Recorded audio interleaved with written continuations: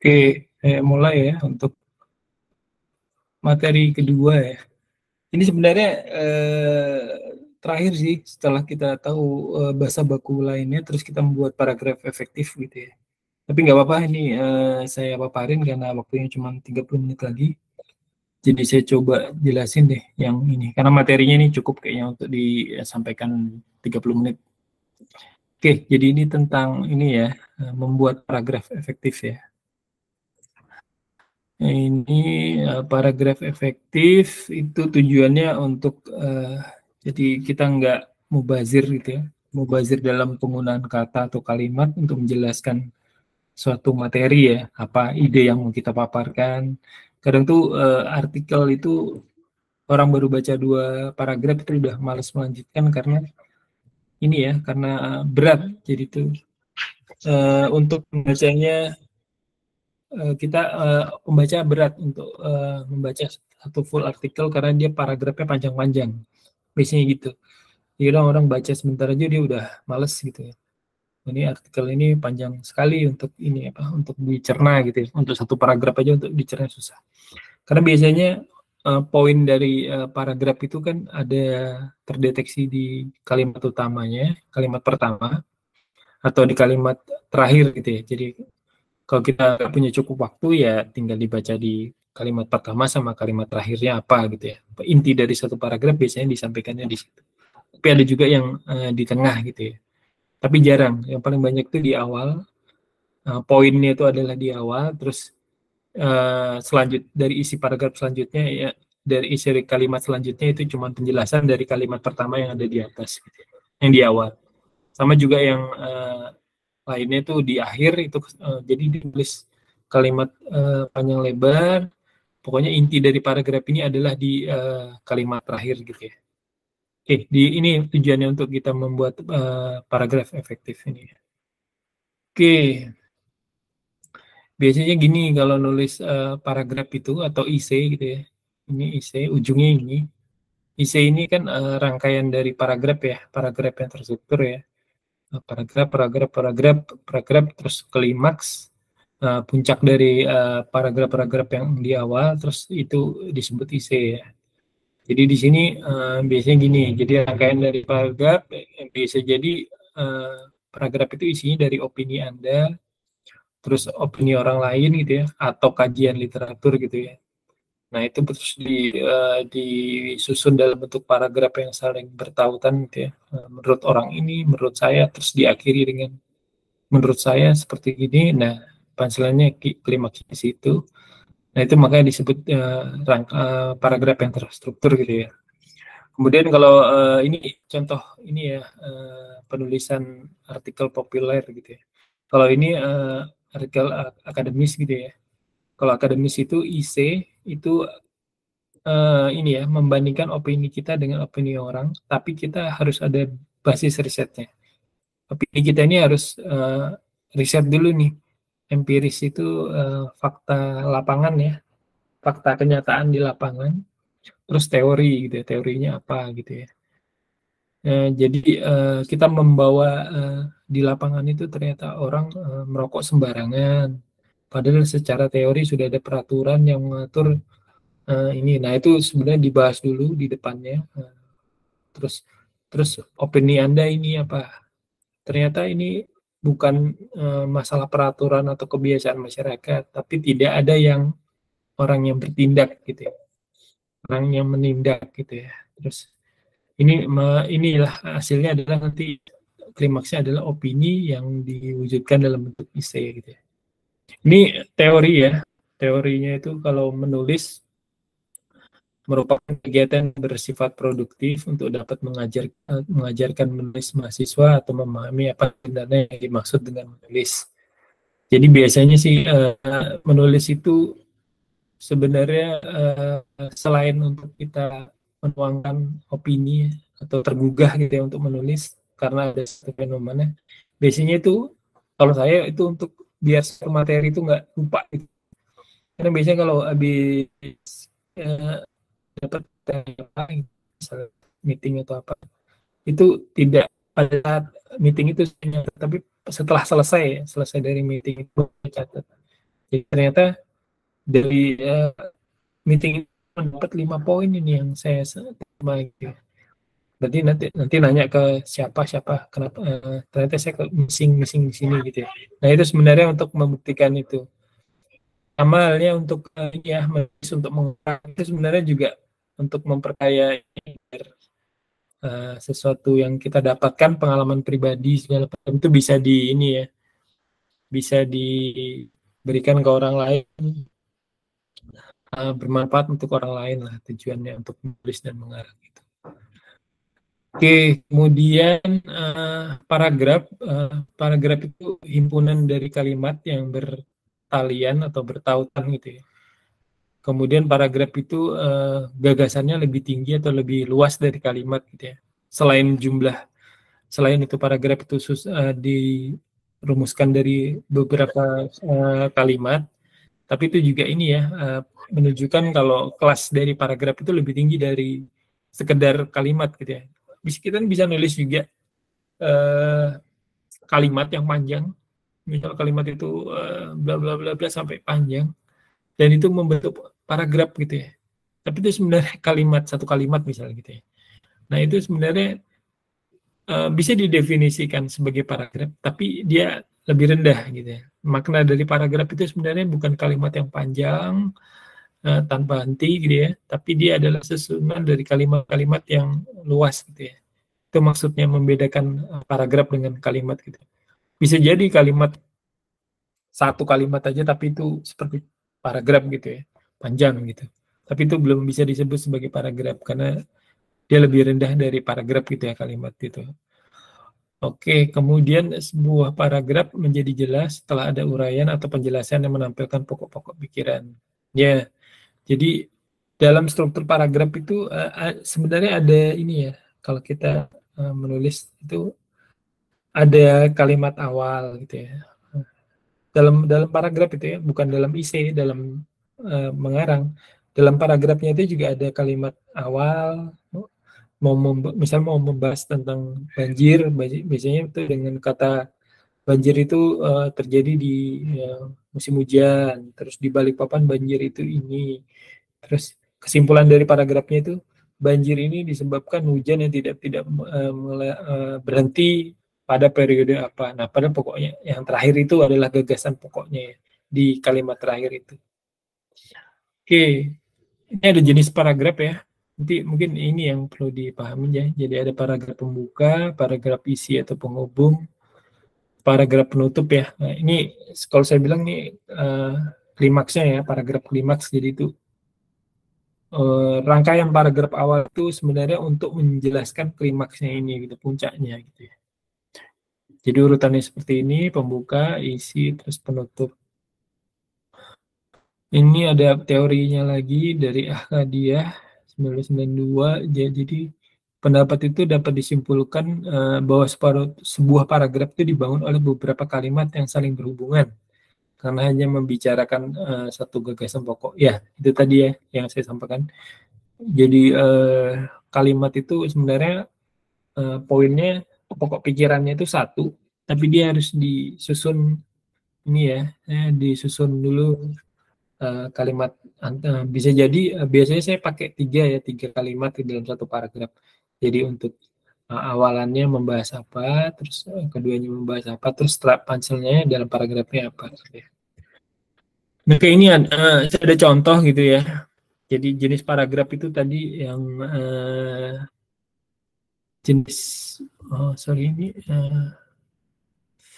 ya pokoknya ada 4 jenis gitu ya paragraf gitu ya.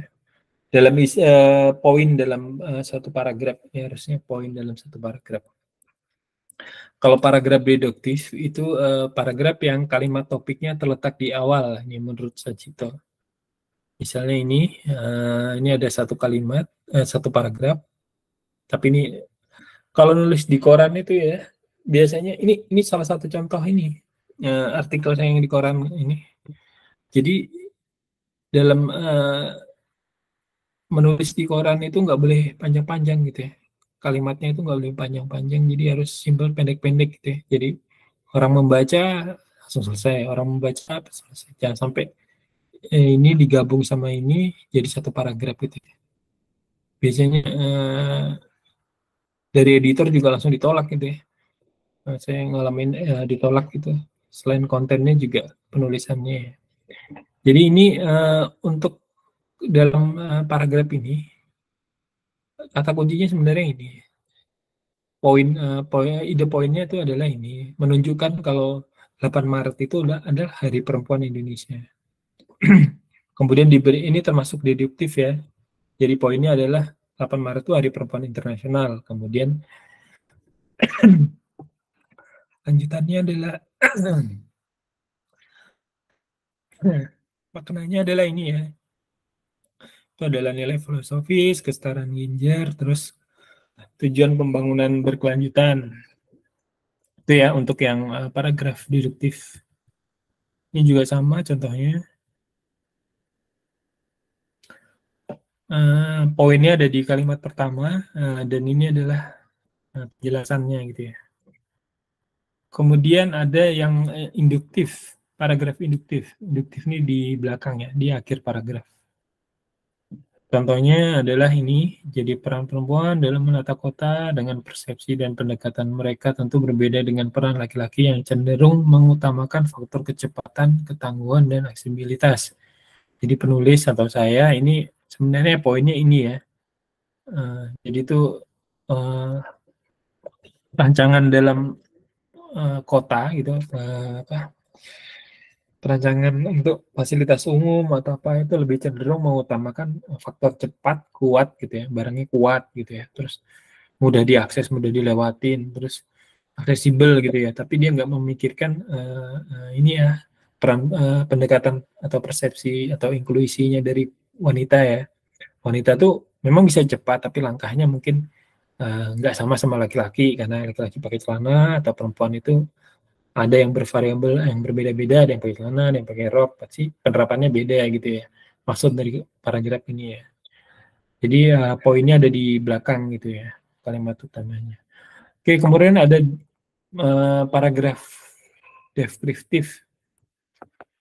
Jadi dia tidak ada kalimat utama, jadi itu semuanya itu adalah penjabaran gitu ya. Jadi paragraf itu yang saya bilang tadi kalimatnya itu full gitu ya, dari awal sampai akhir kalimat itu satu gitu ya, bisa dibilang itu adalah paragraf.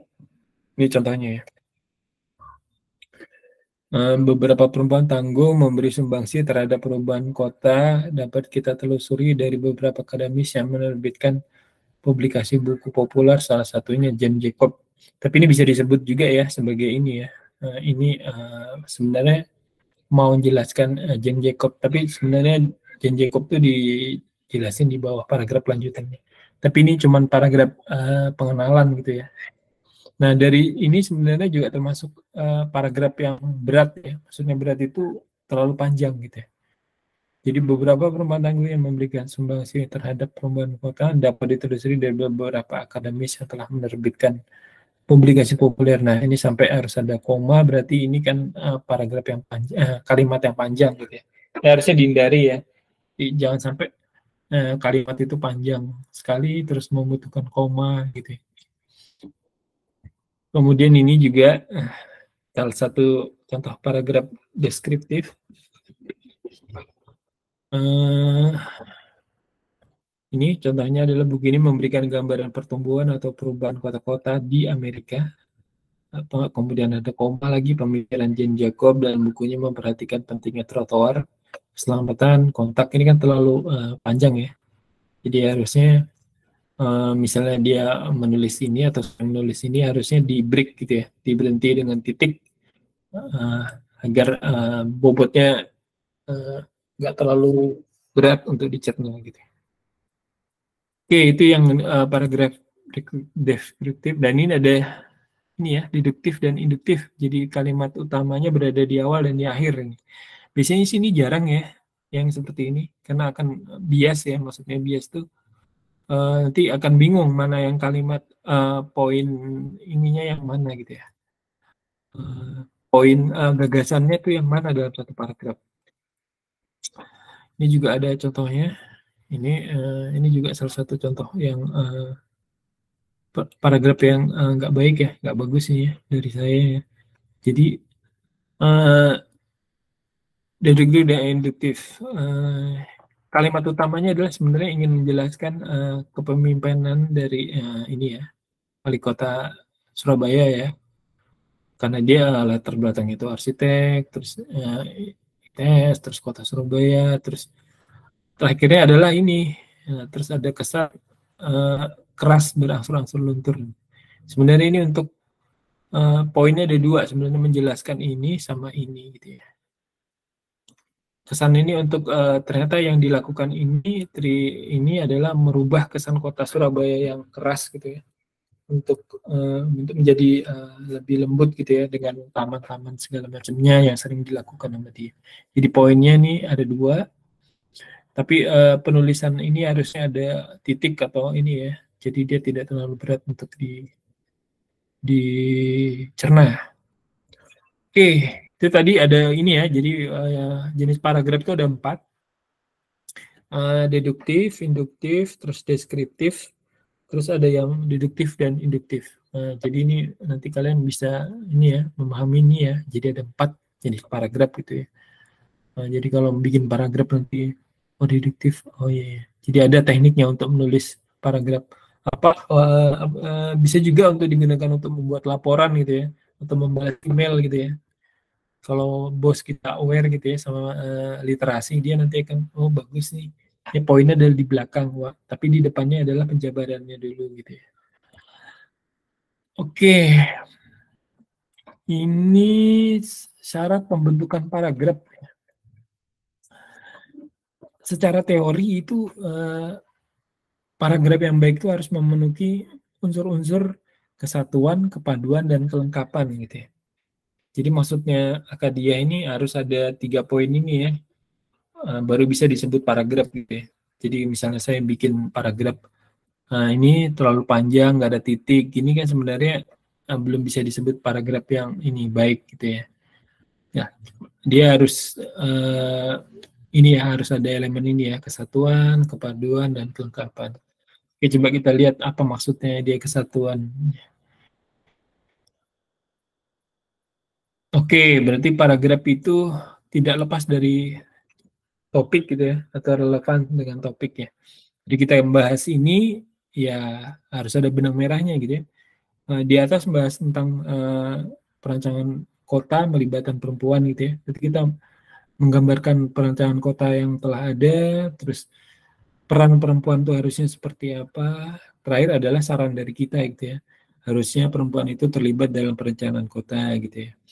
Bentuknya benda harus sebagai perencana atau ahli yang merancang, tapi bisa dengan cara aspirasi ya, menyampaikan aspirasi kepada stakeholder atau pada pemangku kepentingan. Jadi harus ini ya, harus proaktif ya ibaratnya gitu, nggak hanya untuk ya pengguna aja dikasih tangga yang curam yang nggak ada komplain. Kadang itu sosial media itu juga baik ya, untuk publikasi dan menangkap aspirasi masyarakat kota ya. Jadi misalnya kita ada nemuin lubang atau apa yang nggak sesuai sama kaidah atau nggak sesuai sama etika, nggak sesuai sama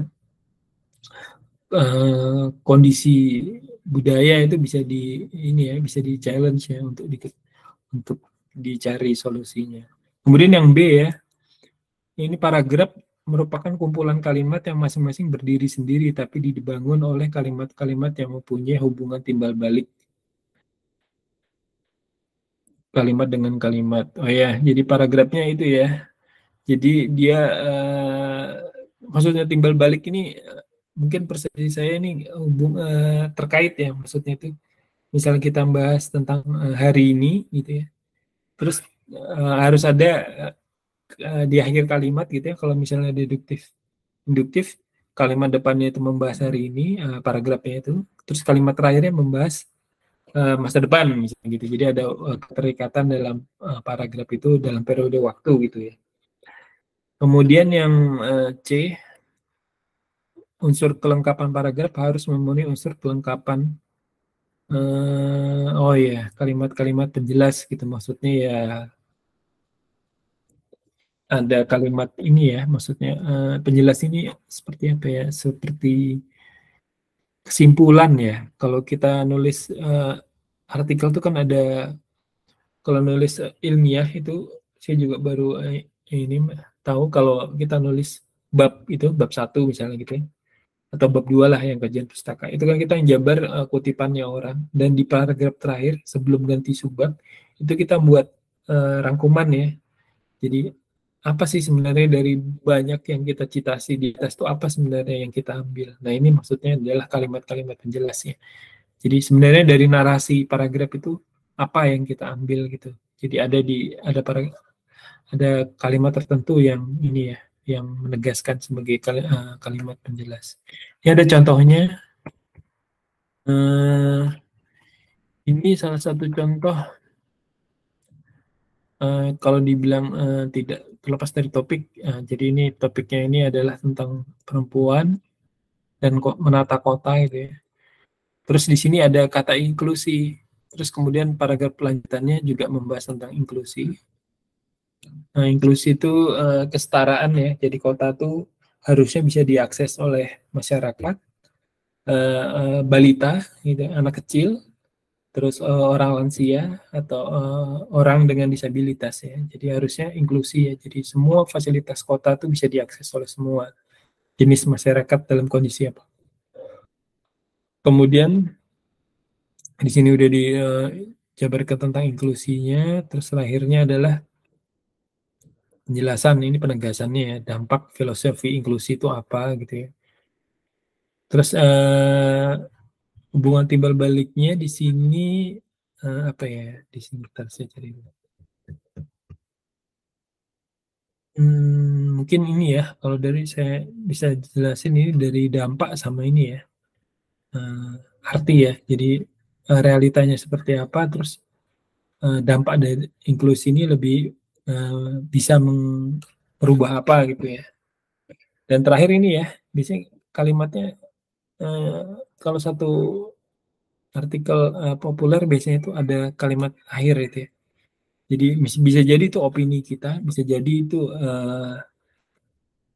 klimaks kita ya. Jadi apa sih sebenarnya yang mau kita sampaikan dari paragraf banyak atau dari satu isi ini, apa yang mau kita sampaikan sebenarnya apa gitu ya. Sebenarnya ini ya, pendekatan berbagai itu diyakini akan memberi peran perempuan lebih aktif dalam perencanaan kota di masa depan. Ini menurut saya ini gitu ya, saya opini saya ini deh kata kuncinya. Jadi ini yang harus dilakukan gitu ya agar kota itu layak diakses untuk masyarakat kota, wanita dan segala macamnya. Oke, itu ya akhir slide-nya. Kalau ada yang mau ditanyain, monggo. Ini udah pas 30 menit. Yang ini udah lapar banget nih kayaknya.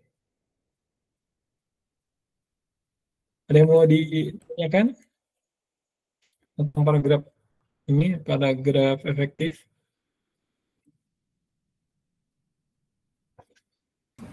Untuk slide-nya nanti bisa di-download di e-learning nggak, Pak?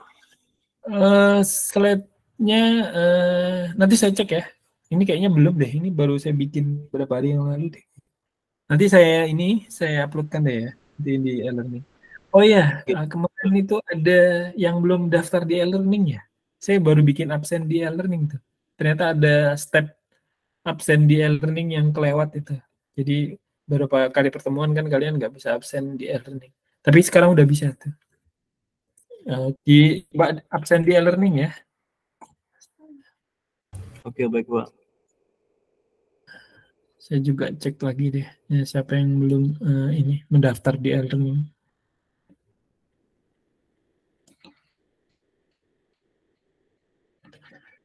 Nanti materinya saya upload di e-learning. Nanti rekamannya bisa ditonton juga nanti. Kalau untuk mengulang ya. Oke, ada yang mau ditanyakan? Atau ada yang mau buka bersama?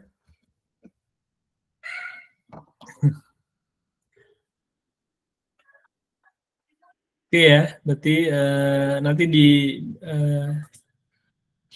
dibaca-baca lagi atau diikuti lagi untuk materinya.